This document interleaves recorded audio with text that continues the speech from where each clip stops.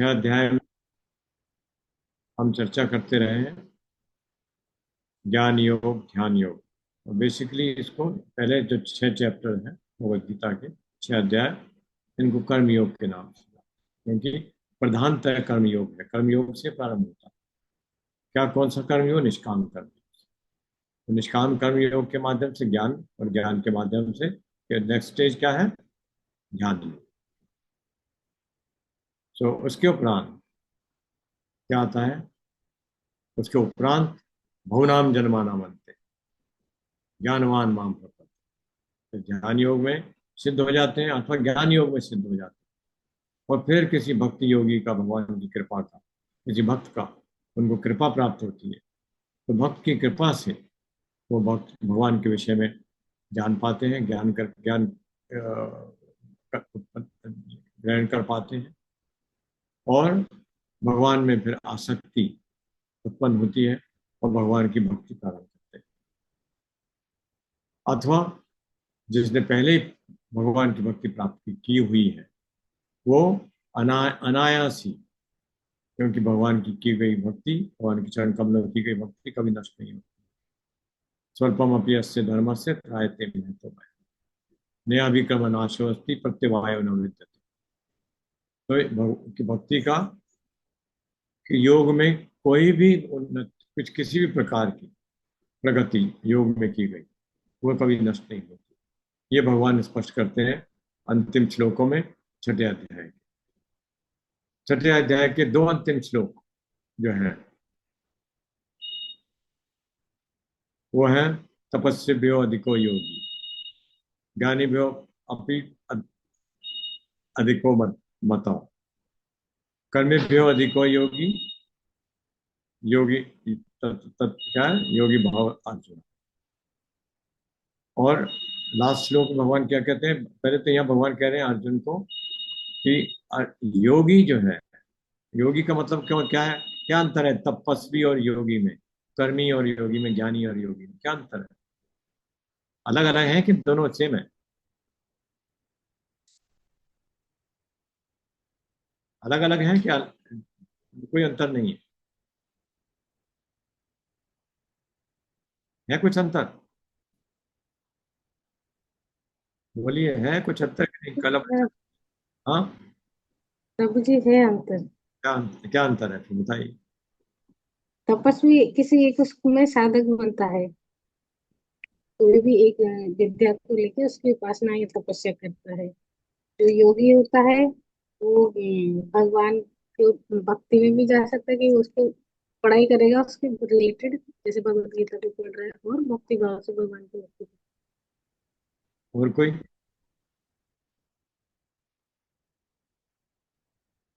तपस्वी वो अधिको योगी, भगवान कह रहे हैं हरे कृष्णा प्रभु जी। अधिको मत। हाँ, तपस्वी तो प्रभु जी वो अधिको मता, ज्ञानी भो अपनी अधिको मता। भगवान कह रहे मेरा मत है ऐसा, ज्ञानी से भी अधिक उन्नत है योग। हाँ, आप बोलिए। कर्मेभ्यश्च अधिको योगी तथा योगी भव अर्जुन। हरे कृष्णा प्रभु जी, तपस्वी तो वो सिद्धि के लिए भी तपस्या कर सकता है, बट योगी का परम लक्ष्य सिर्फ और सिर्फ भगवान से जुड़ना होता है। और ज्ञानी? ज्ञानी, ज्ञानी तो आत्मा के विषय में अध्ययन करना चाहता है ना। वो जानना चाहता है कि शरीर, मतलब मैं शरीर हूँ या फिर आत्मा हूँ, आत्म साक्षात्कार करना चाहता है।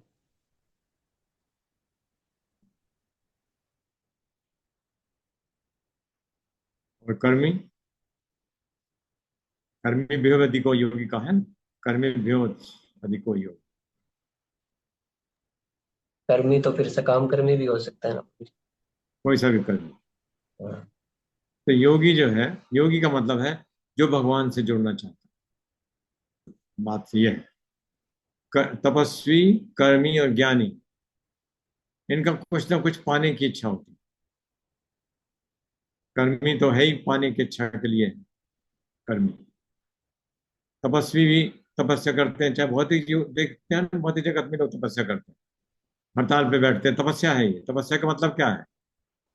कि अपने आप को अपनी किसी प्रकार का अपने शरीर के माध्यम से इच्छानुसार कष्ट देना, ठीक है, वो तपस्या है। खाना नहीं खाना तपस्या है, पानी नहीं पीना, जल नहीं पीना तपस्या है। तो ये तपस्या यदि भगवान के लिए की जाती है तो वो योग हो जाता है। ये तपस्या यदि भगवान को पाने के लिए की जाती है तो योग हो जाता है, फिर योगी हो गया, वो तपस्वी नहीं रहा फिर। जब अपनी इच्छाओं की पूर्ति के लिए कुछ पाना चाहते हैं, तो तब जैसे रावण इत्यादि, रावण कुंभकर्ण ये सब, ये तपस्वी थे, तपस्या करती की ना इन्होंने, भगवान के लिए नहीं की इन्होंने, कुछ शक्तियां पाने के लिए, कुछ बनने को और इत्यादि। और ज्ञानी ज्ञानी भी ज्ञान के पाना चाहते हैं और ब्रह्म में लीन होना चाहते हैं। यानी कि उनकी इच्छा होती है कि अगर वो ब्रह्म में भी लीन होना चाहते हैं, भगवान पाने की इच्छा नहीं है, उनकी इच्छा है भौतिक दुखों से मुक्ति की इच्छा। ये इसलिए प्रारंभ करते हैं योग का, ये ज्ञान का सहारा है इसलिए। तपस्वी, ज्ञानी और कर्मी तीनों हो गए। कर्मी तो क्या पाने के लिए ही करता है। तो भगवान कह रहे हैं इसलिए योगी भव अर्जुन, ये अर्जुन इसलिए योगी हो जाओ। अब अगले श्लोक में क्या कहते हैं? योगी नाम अपनी सर्वेश्याम, कौन सा योग? ये तो कहा कोई सा भी योगी हो जाओ, चाहे वो ज्ञान योगी, ध्यान योगी या भक्ति योगी, कोई सा भी योगी। ये तीनों योगों का वर्णन भगवान ने 6 अध्याय में किया है। तीनों योगों का किया है ना वर्णन, ज्ञान योग, ध्यान योग, कर्म योग, तीनों के योग। और भगवान यहाँ पर कह रहे हैं कि योग पूरे 6वां अध्याय जो है पूरे योग के विषय में, ज्ञान योग के विषय में। तो इसलिए योगी भव अर्जुन, भगवान कह रहे हैं कि योगी जो है वो योग करना जो है वो सबसे उत्तम है, अधिको योगी। और इसलिए योगी, हे अर्जुन तुम योगी बनो। और कौन सा योगी बनो, ये भगवान अगले श्लोक में, लास्ट श्लोक में बता 47। क्या है वो? योगी नाम अपि सर्वेश्याम मद्गते अंतरात्मा श्रद्धावान भयते यो माम सा में युक्तम मता। योगी नाम अपि सर्वे, सब योगियों में से योगी नाम अपि सर्वेश्याम मद्गते अंतरात्मा, जो मुझ में स्थित है, मद्गते अंतरात्मा, जो मुझ में स्थित है। योगी नाम अपि सर्वेश्याम मद्गते अंतरात्मा श्रद्धावान भजते यो माम, और श्रद्धा पूर्वक मेरा भजन करता है। एक तो मुझ में स्थित है, या मुझ अपने हृदय में मुझको देखता है, एक ही बात है, ठीक है। और श्रद्धावान, और श्रद्धा पूर्वक मेरा भजन करता है। श्रद्धावान भजते यो माम सा में युक्त मता, वो मेरे मत में सबसे उत्तम योगी। करेक्ट। अब जब ये कह रहे हैं अब मेरे मत में मैं हूं कौन, ये इसकी अभी चर्चा भगवान ने नहीं की। भगवान ने इतना ही कहा मेरे मेरे मत में, और मुझे मेरा भजन करता है, सब बातें बता दी। लेकिन मैं हूं कौन, इसके विषय में अभी तक चर्चा नहीं हुई की है भगवान। हल्का छोटा मोटा कहीं बताया, ज्यादा नहीं बताया। तो भगवान अब 7वां अध्याय जो है अपने विषय में बताने से प्रारंभ, तो भक्ति योग यहाँ से प्रारंभ, ठीक है। भगवान के विषय का ज्ञान, तो पहले अपने विषय में बताते हैं भगवान, उसके उसके बाद में बताएंगे कि क्यों मैं सब कुछ हूं। तो सब योग जो है, सब सारे योगों का अंत मुझ में होता है। अल्टीमेटली कोई से भी योग की साधना करो, जब तक भगवान की प्राप्ति नहीं होती तब तक सब योग जो है उसका कोई अर्थ नहीं है। तो भगवान की प्राप्ति ही योग का अंतिम लक्ष्य है। अपनी रुचि अनुसार किसी भी योग मार्ग का अनुसरण व्यक्ति कर सकता है, रुचि के अनुसार। जो और भक्ति जो है, कहते हैं लोग, ये जो बुद्धिहीन व्यक्तियों का, या ऐसे व्यक्ति जो ज्ञान नहीं समझ सकते, उनके लिए है भक्ति मार्ग। क्योंकि सरल है, हरे कृष्ण करते रहो, नहीं किया जाता, नहीं कर सकते। तो प्रभुपाद इसमें चर्चा भी करेंगे, आगे बताते हैं प्रभुपाद। तो जो वेदांती जो हैं, जो वेदांत पढ़ते हैं, वेदांत समझना बहुत मुश्किल काम है, बहुत मुश्किल काम। तो वेदांती वो कहते हैं कि जो वास्तव में एक साधु जो है, सन्यासी, सन्यासी को तो वेदांत पढ़ना चाहिए, वेदों का अध्ययन करना चाहिए, वेदों के अर्थ समझने चाहिए, क्योंकि बहुत मुश्किल है। एक जन्म काफी नहीं है उनको समझने के लिए, प्रारंभ से भी यदि कोई पढ़ना चाहता है तो। लेकिन भक्ति एक क्षण में प्राप्त की जा सकती है, सिर्फ चेतना कोई अंतर है, मात्र चेतना का अंतर। कुछ नहीं करना, श्रवणम कीर्तनम स्मरणम, बस हो गया भक्ति। सब समय जो भगवान का स्मरण कर सकता है, हरिदास ठाकुर सब सिर्फ सिर्फ नाम ही लेते थे, और क्या नामाचार्य थे वो। सिर्फ भगवान का नाम ही लेते थे, कोई वेदांत वगैरह की कोई उनको आवश्यकता नहीं। महाप्रभु जो कृष्ण स्वयं है, उन्होंने ऐसा कहा है, उन्होंने कहा मेरे गुरु ने तो ये कहा था, तुम मूर्ख हो, तुम नहीं समझ सकते ये वेदांत, तो तुम तो खाली हरे कृष्ण का नाम जप करो, तो यही बस तुम्हारे लिए ठीक है। तो हम कलयुग के जीव, हमारे लिए और कोई बस की बात भी नहीं। तो हमको जो थोड़ा बहुत भगवान के विषय में ज्ञान भगवत गीता से प्राप्त हो सकता है। भगवत गीता का ज्ञान यदि हम समझ पाते हैं, तो वेदों का, उपनिषदों का, समस्त वैदिक ज्ञान का निचोड़ है भगवत गीता, समस्त वैदिक ज्ञान का। खाली वेद अकेले नहीं, उपनिषद इत्यादि समस्त वैदिक ज्ञान का निचोड़ है So Bhagavad I don't Gita. understand in अब यदि हम समझ जाते हैं, तो हम समस्त वैदिक so ज्ञान the में textbook पूर्ण मान done after learning, put this in your bag, okay?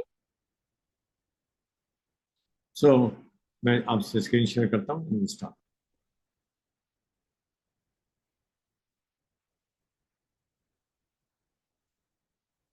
Prabhu ji summary read करनी है हाँ हाँ, डू दे, अभी। हम बिल्कुल करें, ओके प्रभु जी। रेडी कर दी।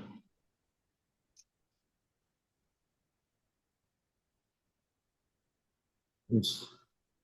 भगवान के दिव्य परम पुरुष का ध्यान किए बिना केवल भगवान कर्म। ध्यान से सुनिए, ये समरी है, और इससे आपको बहुत कुछ जो भूल गए हैं वो याद आ जाए।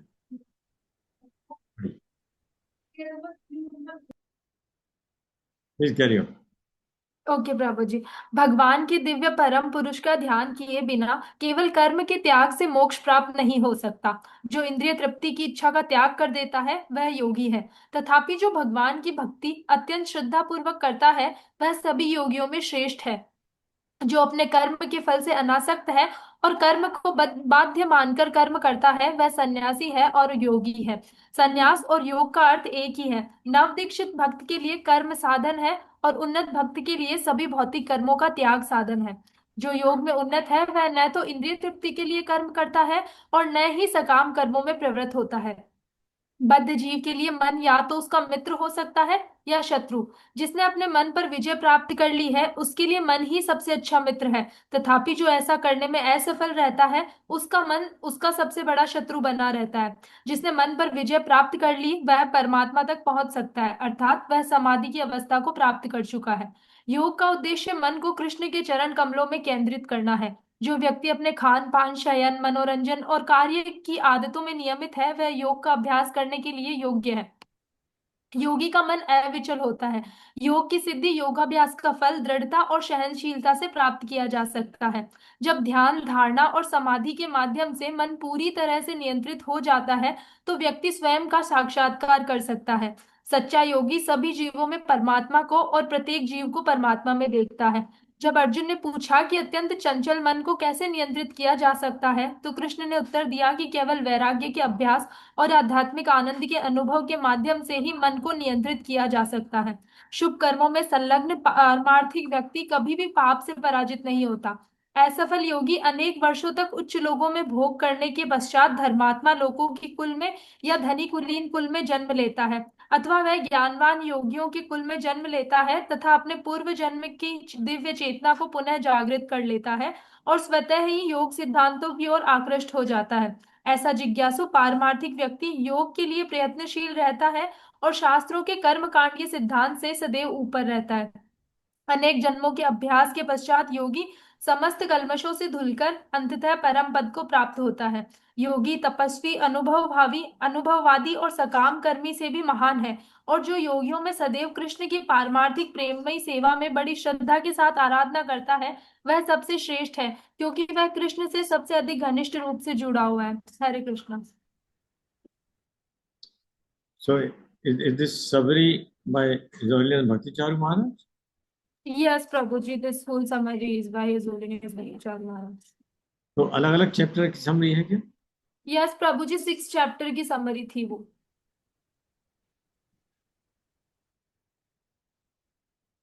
Okay, so I hope इससे क्लियर हो गया होगा जो कुछ भूल गए हैं, नहीं तो फिर से पढ़िए, समझने का प्रयत्न कीजिए।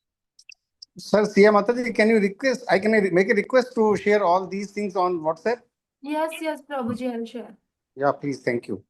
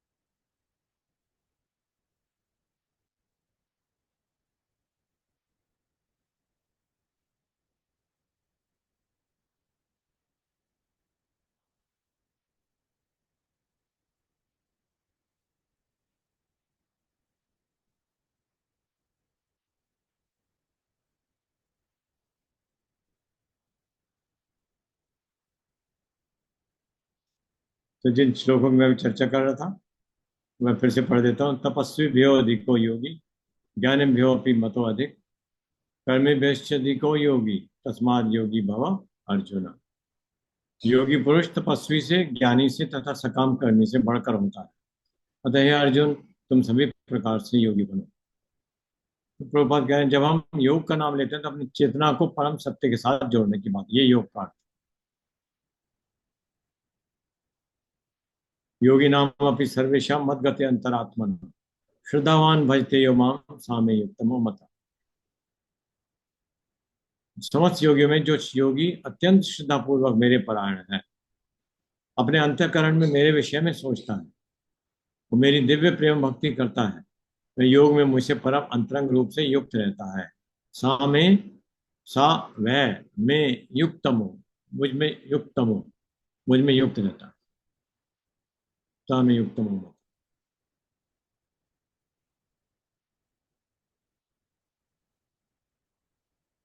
और सबसे उत्तम है, ये उत्तम मैं योग में मुझसे परम अंतर युक्त रहता और सबों में सर्वोच्च है, यही मेरा मत है। भगवान कह,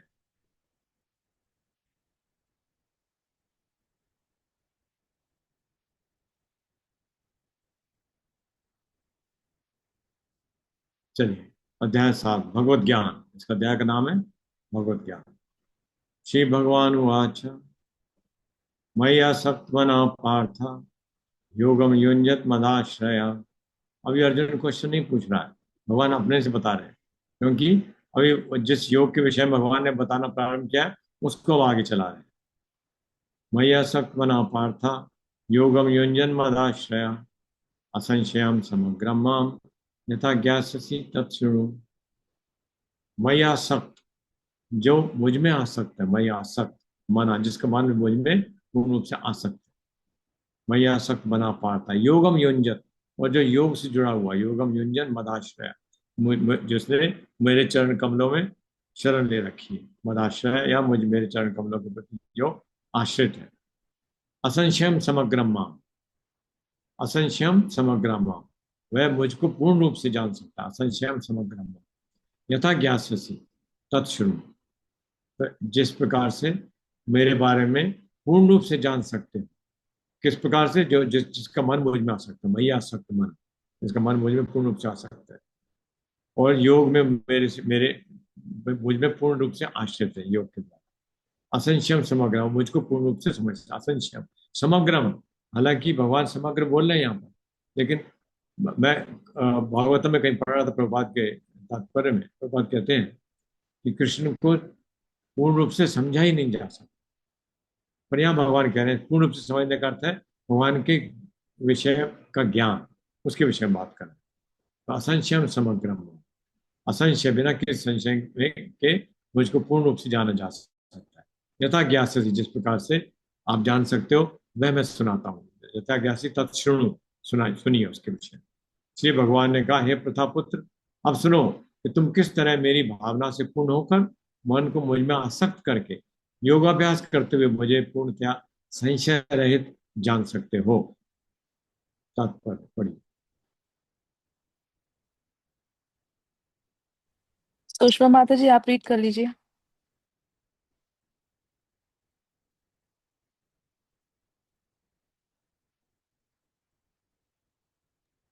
हरे कृष्णा। सुषमा माता जी हरे कृष्णा। आवाज आ रही रीडिंग। है? हाँ जी माता जी, आप रीडिंग कर लीजिए।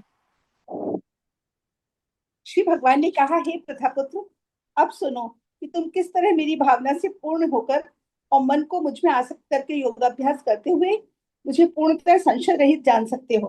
तात्पर्य, भगवत गीता के इस 7वें अध्याय में कृष्ण भावनामृत की प्रकृति का विशद वर्णन हुआ है।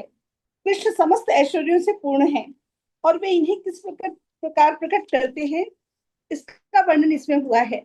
इसके अतिरिक्त इस अध्याय में इसका भी वर्णन कि 4 प्रकार के भाग्यशाली व्यक्ति कृष्ण के प्रति आसक्त होते हैं और 4 प्रकार के भाग्यहीन व्यक्ति कृष्ण की शरण में कभी नहीं आते। प्रथम 6 अध्यायों में जीवात्मा को अभौतिक आत्मा के रूप में वर्णित किया गया है, जो विभिन्न प्रकार के योगों द्वारा आत्म साक्षात्कार को प्राप्त हो सकता है। 6ठे अध्याय के अंत में यह स्पष्ट कहा गया है कि मन को कृष्ण पर एकाग्र करना, या दूसरे शब्दों में कृष्ण भावनामृत ही सर्वोच्च योग है। मन को कृष्ण पर एकाग्र करने से ही मनुष्य परम सत्य को पूर्णतः जान सकता है, अन्यथा नहीं। निर्विशेष ब्रह्म ज्योति या अंतर्यामी परमात्मा की अनुभूति परम सत्य का पूर्ण ज्ञान नहीं है, क्योंकि यह आंशिक होती है। कृष्ण ही पूर्ण तथा वैज्ञानिक ज्ञान है और कृष्ण भावनामृत में ही मनुष्य को सारी अनुभूति होती है। पूर्ण कृष्ण भावनामृत में मनुष्य जान पाता है कि कृष्ण की निसंदेह परम ज्ञान है। विभिन्न प्रकार के योग तो कृष्ण भावनामृत के मार्ग के सोपान सदृश हैं। जो व्यक्ति कृष्ण भावनामृत ग्रहण करता है वह स्वतः ब्रह्म ज्योति तथा परमात्मा के विषय में पूरी तरह जान लेता है।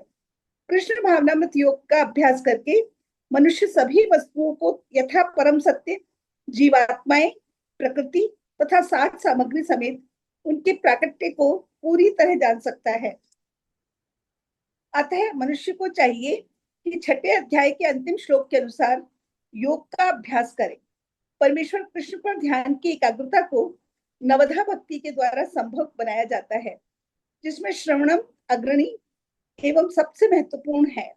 अतः भगवान अर्जुन से कहते हैं, तच्छृणु अर्थात मुझसे सुनो, कृष्ण से बढ़कर कोई प्रमाण नहीं। अतः उनसे सुनने का जिसे सौभाग्य प्राप्त होता है वह पूर्णतया कृष्ण भावना भावित हो जाता है।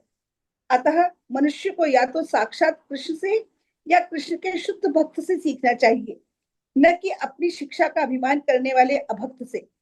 परम सत्य श्री भगवान कृष्ण को जानने की विधि का वर्णन श्रीमद् भागवत के प्रथम स्कंद के 2 अध्याय में इस प्रकार हुआ है।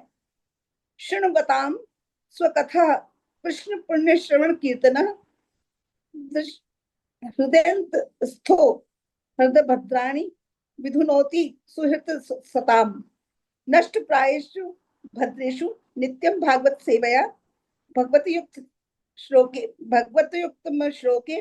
भक्तिर्भवति नैष्ठिकी तदा रजस्तु सोमा भावा कमलोभादायश्च ये चेत एतरान विद्यम स्थितम सत्वे प्रसीदत एवं प्रसन्न मनसो भगवत भक्ति योगतः भगवत तत्व विज्ञानम मुक्त संगस्य जायते भिदत्यते हृदय ग्रंथिष्ठ्यन्ते सर्व संशया क्षीयन्त चास्य कर्माणि दुष्ट एवात्मनीश्वरे।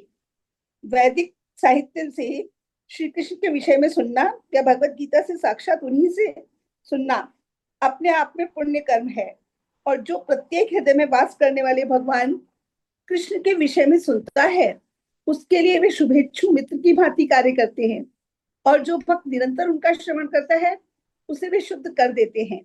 इस प्रकार भक्त अपने सुप्त दिव्य ज्ञान की ओर को फिर से पा लेता है। जो जो वह भागवत भक्तों से कृष्ण के विषय में अधिकाधिक सुनता है त्यों तो वह भगवत भक्ति में स्थिर होता जाता है।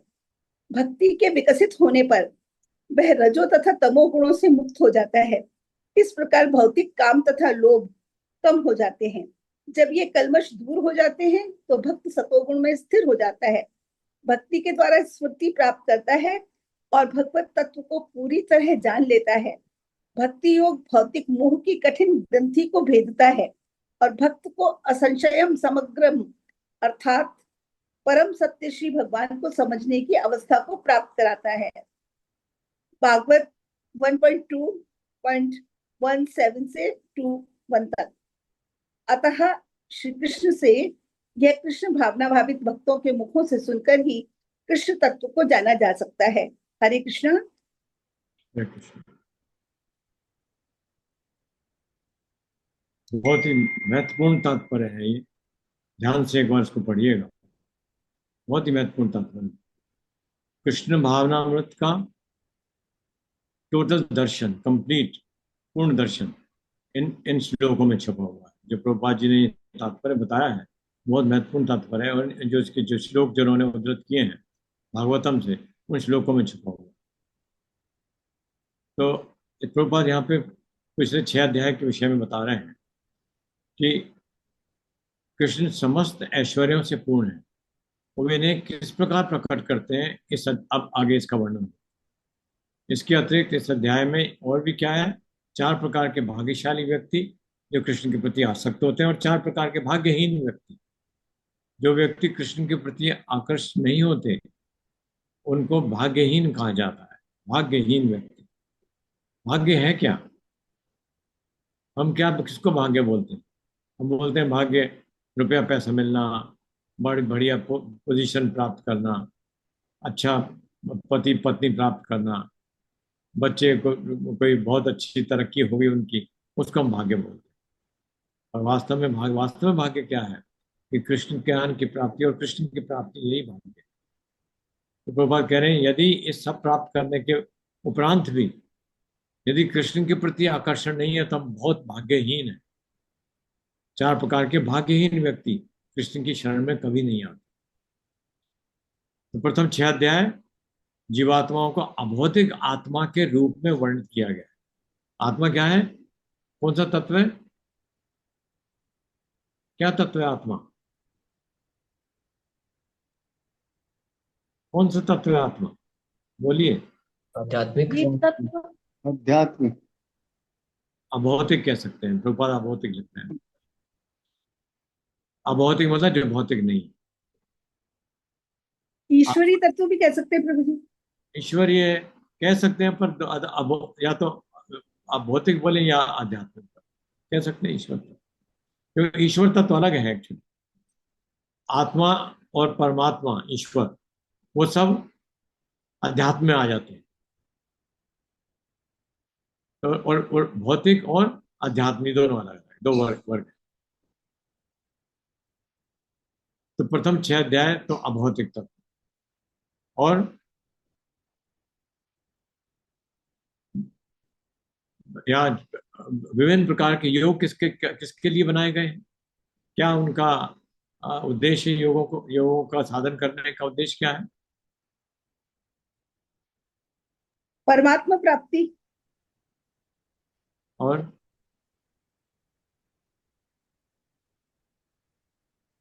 क्या है? आत्म साक्षात्कार। ये है आत्म साक्षात्कार। क्या है आत्म साक्षात्कार? आत्मा को जानना, श्रम के बारे में जानना कि हम आत्मा, हाँ, भगवान के संबंध में हम अपनी शरीर स्वाभाविक नहीं, स्थिति हम को आत्मा जानना। है। आत्म साक्षात्कार। अब ये हम अगर ये माने कि हमको भगवत गीता का ज्ञान नहीं जानते, तब हम आत्म साक्षात्कार का क्या अर्थ लगाएं? प्रभु जी ईश्वर से हमारा संबंध जानना ही था। खुद के विषय में जानना पड़ेगा। हाँ, आत्मतः स्वयं, मैं कौन हूँ, स्वयं के विषय, मैं कौन हूँ, स्वयं के विषय में जानना, यह आत्म साक्षात्कार। क्या हम जानते हैं क्या स्वयं के विषय में? नहीं जानते। क्या जानते हैं हम? गलत जानते हैं। जो जानते हैं वो गलत। प्रभु जी हम जानते हैं हम ईश्वर का अंश हैं। ना, नहीं जानते, अभी नहीं जानते। अभी हम सिर्फ पढ़ा है, ये जानते नहीं। जान जाएंगे तो ईश्वर का अंश पर जब जब अब अभी हम शरीर, ये मानते हैं कि शरीर है हम, तो शरीर के अनुरूप कर्म करते हैं। जब ये मान जाएंगे कि शरीर नहीं है, हम ईश्वर का अंश है, आत्मा है, तो हम आत्मा के अनुसार कर्म करेंगे। अभी नहीं है ना कर्म हमारे आत्मा के अनुसार, इसलिए हम शरीर मान रहे हैं। ये हमने, ये विज्ञान नहीं है अभी, ये अभी सैद्धांतिक ज्ञान है। अभी अभी सिर्फ हमको ज्ञान ही है इस बात का, अभी ये अनुभूति नहीं है इस ज्ञान की। इस ज्ञान की अनुभूति हम जब साधन करेंगे तो हो जाएगी। तो आत्म साक्षात्कार मतलब स्वयं को जानना। स्वयं को जानने का अर्थ क्या है? यही है जो आप बता रहे हैं कि मैं आत्मा हूं, मैं शरीर नहीं। तो आत्म साक्षात्कार, तो ये योगों का अभ्यास जो है, ये विभिन्न प्रकार के योग है, उसका उद्देश्य यही है कि आत्म साक्षात्कार। तो कौन सा योग श्रेष्ठ है? भगवान ने छठे अध्याय के अंत में स्पष्ट किया है कि मन को कृष्ण पर एकाग्र करना, या दूसरे शब्दों में कृष्ण भावनामृत में ही सर्वोच्च, कृष्ण भावनामृत ही सर्वोच्च योग है। भक्ति योग भी कह सकते हैं। हाँ, कृष्ण भावनामृत भक्ति योग ही है। भक्ति योग का अर्थ ही कृष्ण भावनामृत। मन को कृष्ण पर एकाग्र करने से ही मनुष्य परम सत्य को पूर्णतः जान सकता है, अन्यथा नहीं। ये प्रभुपाद बहुत स्पष्ट कर रहे हैं। अन्यथा हम क्या जान पाते हैं? ब्रह्म के विषय में जान पाते हैं अथवा परमात्मा के विषय में जान पाते हैं। भगवान के विषय में जान पाना कि भगवान एक व्यक्ति है, ये बहुत मुश्किल काम है। जब हम परम शक्ति मानते हैं तो हम ये समझ नहीं पाते कि परम शक्ति एक मित्र भी हो सकता है। परम शक्ति से हमारे संबंध हो सकता है, और है हमारा संबंध वास्तव। मित्र जो 5 प्रकार के संबंध है वो परम शक्ति से स्थापित किए जा सकते हैं और हैं वास्तव में। तो ये ब्रह्म और परमात्मा जो जानना चाहते हैं उनको समझ में नहीं आते। तो निर्विशेष ब्रह्म ज्योति या अंतर्यामी परमात्मा की अनुभूति परम सत्य का पूर्ण ज्ञान नहीं है, क्योंकि यह आंशिक है। पूर्ण ज्ञान क्या है? कृष्ण को जानना, कि कृष्ण एक व्यक्ति है, ये जानना। तो पूर्ण कृष्ण भावनामृत मनुष्य जान पाता है कि कृष्ण ही निसंदेह परम ज्ञान है।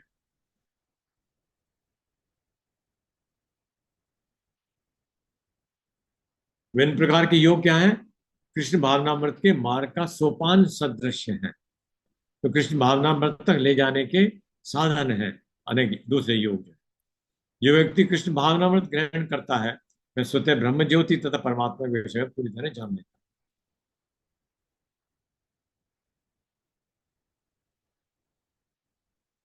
है। तो भगवान प्रभुपाद आगे कह रहे हैं कि इसमें सब भगवान क्या कहते हैं?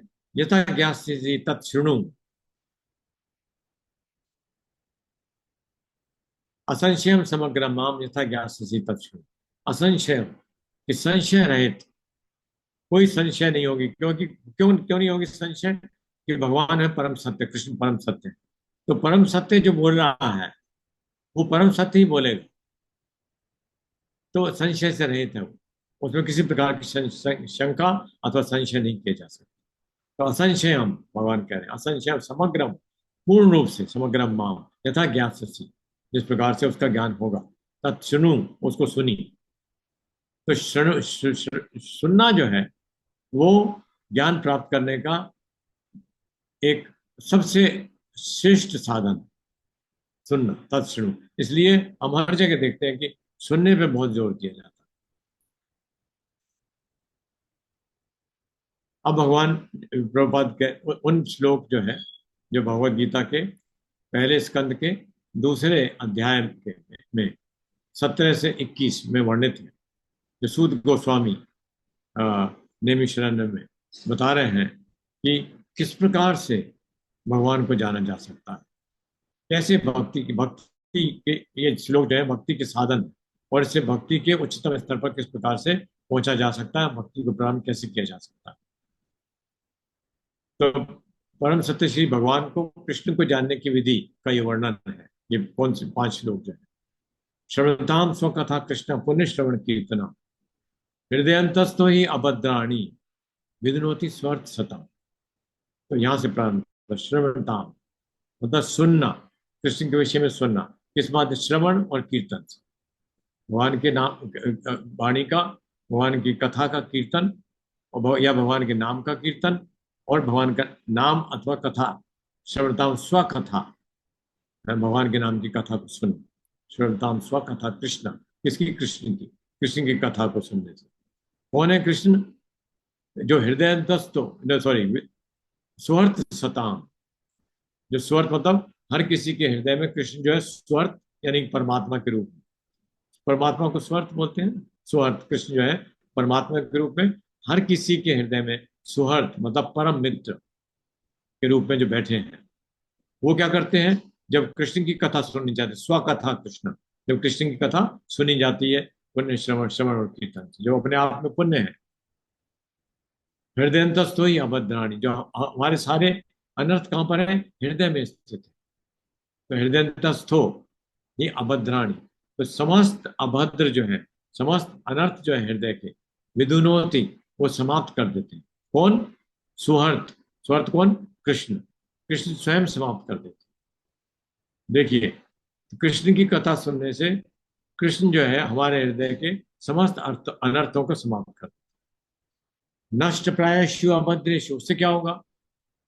नष्ट प्रायेषु अभद्रेषु, प्रायेषु मतलब लगभग लगभग समाप्त हो जाते, प्रायेषु मतलब 100% नहीं हो रहे, कुछ लगभग समाप्त हो जाते।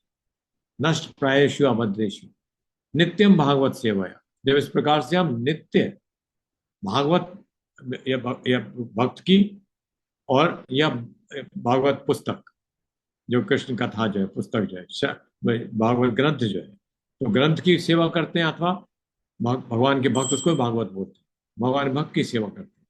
नित्यम भागवत सेवा है, उसको सेवा करने से क्या होगा?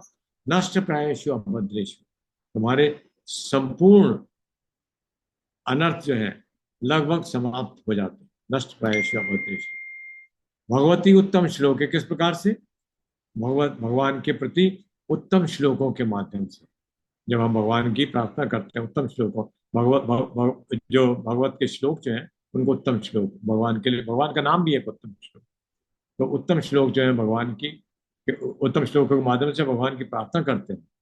भगवती उत्तम श्लोक है, भक्ति भगवती नष्ट की, हमारी भक्ति जो है वो नष्ट की, यानी कि नष्ट की क्या कहते हैं? जो फिर समाप्त नहीं होती, ऐसी भक्ति हमारी,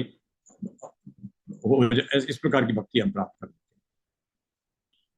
फिर क्या हो? जब भक्ति हम प्राप्त कर लेते हैं, जैसे जैसे हम भक्ति प्राप्त करते हैं उसी अनुरूप में तदा रजस्तमो भावा काम लोभा अधश्यते, काम लोभा लोभादय अधश्च ये चेत एतरे चेत एतर चेत एतरे अनाविद्धम स्थितम सत्वे प्रसिद्धति। चेत चेत चेत एतरे अनाविद्धम का मतलब चेतना जो है वो पूर्ण रूप से शुद्ध हो जाती है। चेत एतरे अनाविद्धम स्थितम सत्वे प्रसिद्धति, और सतोगुण में व्यक्ति जो है, जो इस प्रकार भगवान की सेवा कर रहा है, वो सतोगुण में स्थित होता है।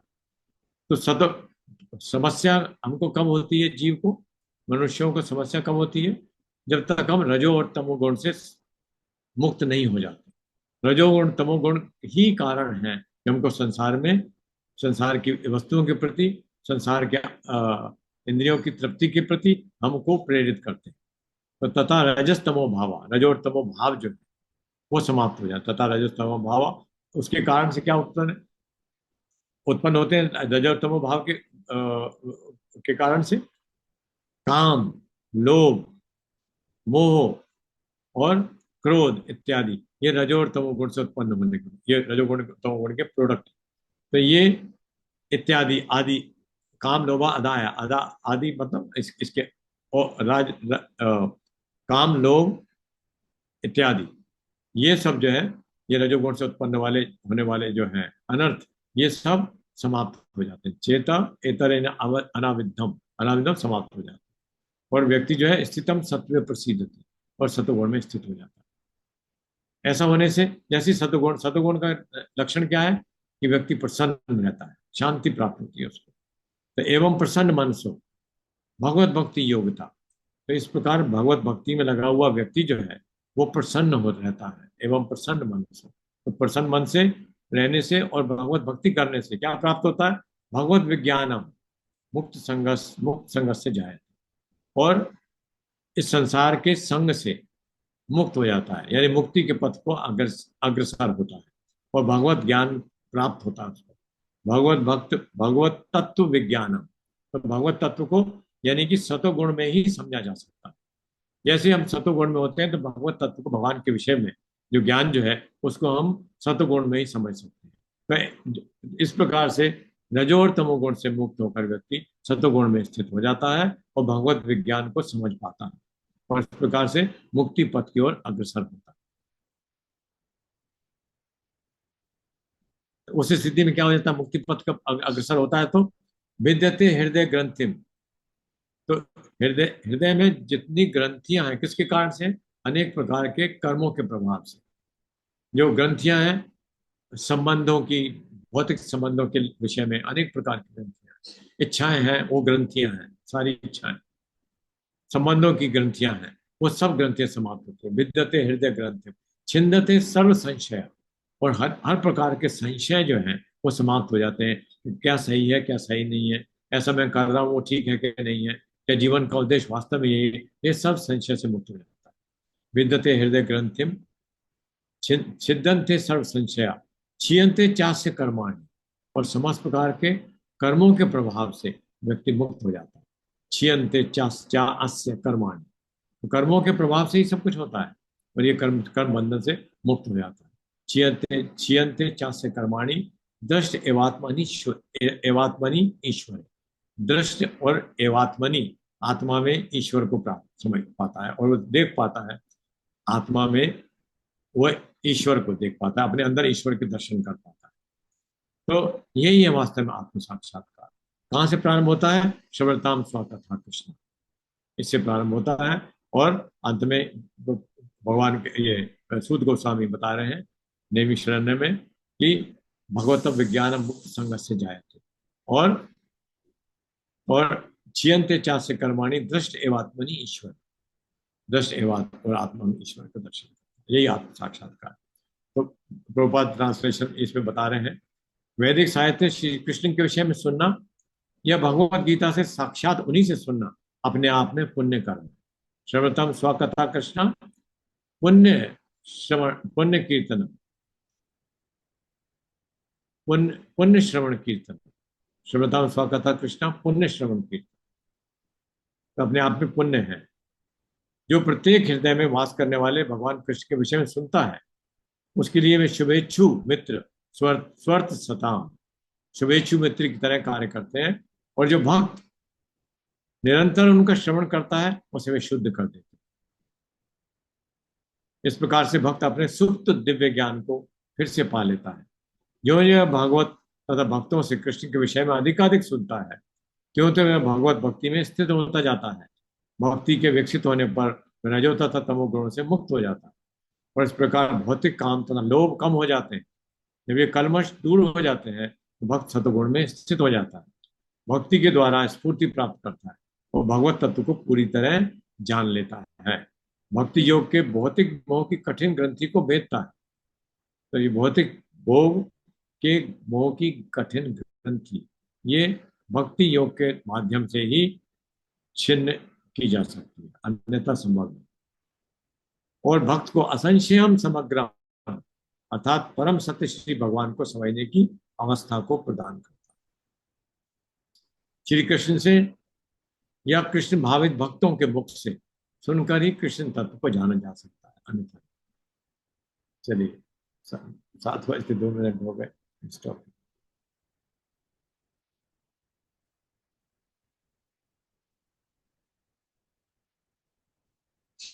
तो ये श्लोक समझ में आए। तो ये कृष्ण भावनामृत का विज्ञान है, इन 4-5 श्लोक।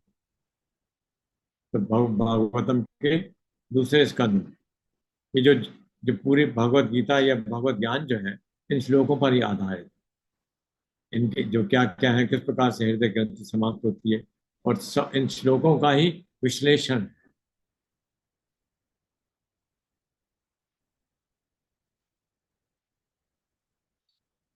कनक दौलतानी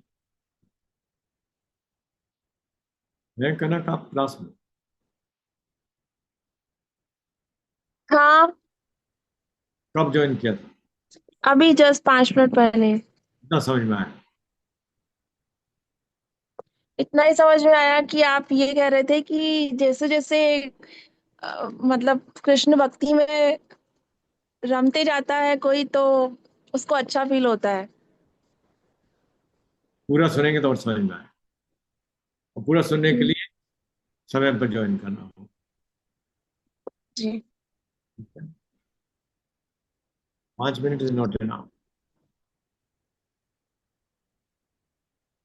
प्रश्न किसी का? एक और जो काफी रेगुलर ज्वाइन कर रहे थे, कहाँ? I forgot his name. वो कोई अमरनाथ। है? अमरनाथ। अमरनाथ अमरनाथ। नहीं, अमरनाथ नहीं, there's somebody else। आशीष। आशीष, हाँ। बिजी। हाँ, वो उसका कोई घर का काम है प्रभु जी, वो शाम को आ जाता है उसका, और उसकी कोचिंग रहती है, वो बच्चों को पढ़ाता है ट्यूशन, तो वो अभी करेगा ज्वाइन थोड़े दिन में बोला। ओके, आपने उनको आपके हाँ, वो क्या? साथ में पढ़ता है वो, मतलब साथ में तैयारी कर रहा है। मेरा डाउट है प्रभु जी छोटा सा। हाँ, बोलिए। ये वो ध्यान योग होता है प्रभु जी जिसमें लगाते हैं ध्यान, तो उसमें वो वो पाप नष्ट होते हैं क्या प्रभु जी उसमें? पूर्णतः नष्ट हो जाते? पूर्णतः नष्ट नहीं हो सकता। तो वो भक्ति योग में आएगा तभी नष्ट होंगे ना उनके? हाँ, अभी हमने पढ़ा है ना, हृदय हृदय अंतस्थम अवधानी सुविदिनोति स्वार्थ सता। भगवान स्वयं करते हैं, पूरे नष्ट नहीं होते, वो हो जाते हैं। ज्ञान क्या? ज्ञान हमने पढ़ा था एक श्लोक में, ज्ञान अग्नि से दग्ध कर्मा, ज्ञान अग्नि दग्ध कर्माणि, हमने पढ़ा था। ज्ञान अग्नि दग्ध कर्माणि। तो ये ज्ञान अग्नि क्या है? ज्ञान अग्नि वास्तव में है क्या? भगवत तत्व संबंधी ज्ञान। ये जैसे ही आएगा तो ये उसके लिए प्रहार है माया के ऊपर। माया के ऊपर प्रहार है। तो माया का प्रहार का अर्थ क्या है? समस्त पाप कर्म, समस्त कर्मों का प्रभाव, वो माया है। उसके प्रभाव के कारण ही तो हम भौतिक जगत में प्रवर्त। हम क्यों प्रवर्त हैं भौतिक जगत में? क्योंकि कर्मों के प्रभाव से, अच्छे बुरे जैसे भी कर्म, उनके प्रभाव से। तो वो कर्म के प्रभाव जो है माया, बेसिकली प्रकृति के कारण है, प्रकृति के नियमों के कारण है। प्रकृति क्या है? उसका नाम ही माया है। तो जब हम भगवत शरण लेते हैं तो बस इसके प्रति युद्ध शुरू हो जाता है माया के। तो माया के प्रति युद्ध है। तो धीरे धीरे करके वो माया कृष्ण से जीत नहीं सकती, है ना। मम माया दुरत्या, भगवान के माँ में भी अपना। जब हम भगवान की शरण लेते हैं तो समाप्त हो जाता है। तो जब तक, और समाप्त होने का अर्थ क्या है? जब तक हम पूर्ण रूप से भौतिक आसक्ति से वैराग्य नहीं प्राप्त कर लेते, वो समाप्ति अपने आप, दैट इज द एंड। और जब तक कुछ रह जाते हैं, अगर इच्छा है अभी भी है कुछ वापस से फिर जाने की, तो इसका मतलब समाप्त नहीं हुए ना, सीधा अर्थ यही है। तो ये वो है, क्या बोलते हैं, टेस्ट। क्या अभी समाप्त नहीं हुए, अभी भी इच्छा है रह गई, तभी नहीं समाप्त। तो छोटे मोटे ज्ञानी की क्या बात करें? जब विश्वामित्र जैसे ज्ञानी हैं, उनकी समाप्त नहीं हुई बिना भक्ति की हुई, तो भक्ति से ही समाप्त। ठीक है।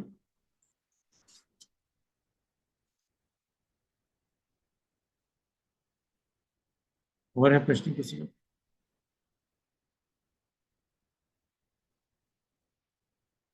और अभी देखो इस इन श्लोकों में क्या क्या क्या कहता है? नष्ट प्रायेषु अभद्रेषु। वो अभी भी नहीं कहा पूर्ण रूप से। नष्ट प्रायेषु अभद्रेषु। प्रायेषु मतलब लगभग लगभग समाप्त हो जाता है। जब इंटेंस भक्ति करते हैं तब समाप्त हो, धीरे धीरे करके। वो जो छोटा सा पार्ट रह जाता है वो समाप्त होने में बहुत समय लगता है। यानी कि मैं कहीं पढ़ रहा था कि 3 प्रकार से कर्मों को समाप्त किया जाता है। एक तो जो कर्मकांड, जो आपके पाप कर्म हो गए, पाप कर्म मतलब कर्मों के फल, कर्मों को समाप्त करने का अर्थ है कर्मों के फल। तो कर्मों के फल, आपने गलत कर्म किया कुछ भी, तो कर्मों का फल होगा ही निश्चित।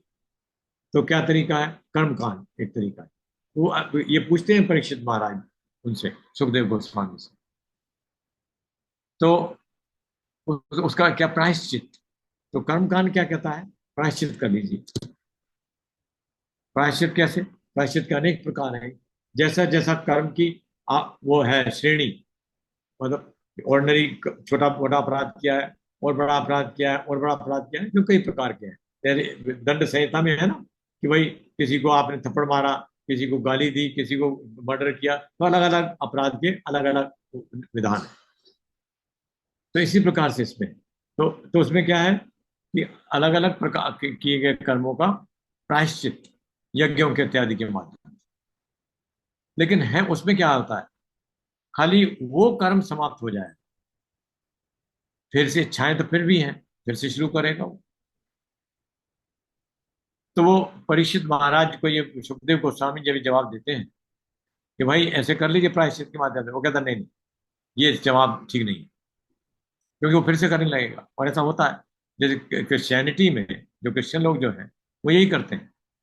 वो क्या करते हैं, 6 दिन तक, उनके 7वें दिन होता है ना, संडे को चर्च होता है, संडे को चर्च जाते हैं, तो 6 दिन तक पाप कर्मों में लिप्त, और 7वें दिन वो जाते हैं, वो पादरी के पास जाते हैं, वो पादरी के बोलते हैं कि मेरे को कन्फेशन करना है। आपने पढ़ा सुना होगा ही, नहीं सुना तो मैं बता देता हूँ कि कन्फेशन करना।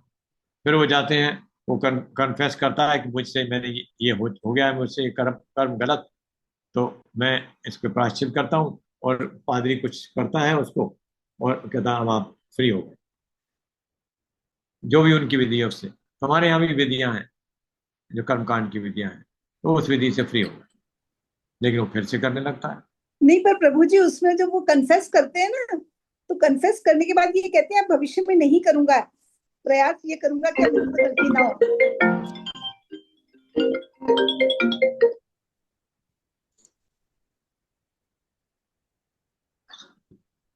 हम कितनी बार कन्फेस करते हैं कि आज के हाँ, बाद ये और गलतियां करते हैं बार बार। करते हैं ना, तो फिर this is answer your question. कहने से काम नहीं चलता, नहीं करूंगा। दूसरा ज्ञान योग, ये तो हो गया कर्मकांड। दूसरा ज्ञान योग, ज्ञान योग से वो कहते हैं कि ज्ञान योग से भी, ज्ञान योग के माध्यम से करने से कर्मा क्या है, ज्ञानाग्नि दग्ध कर्माणी, जो भी आपने बता रहा था। तो अब उसके लिए भी हो जाती है, समाप्त हो जाती है, कर्म कर्म उससे समाप्त हो जाए। लेकिन परीक्षित उसके लिए मना कर देते हैं। वो कहते हैं बीज तो फिर भी रह जाएगा, ठूंठ जल जाएगा, लेकिन बीज तो अभी है हृदय में, वो फिर भी रह जाएगा, फिर करेगा वो। तो कर्मों से तो वो एक कर्म ही समाप्त हुआ, इससे पूरा ठूंठ समाप्त हो गया, पेड़ समाप्त हो गया, लेकिन बीज फिर भी है, बीज होने से फिर करेगा। एकमात्र भक्ति ही है जिससे समस्त कर्म समाप्त। Okay, this answer your question.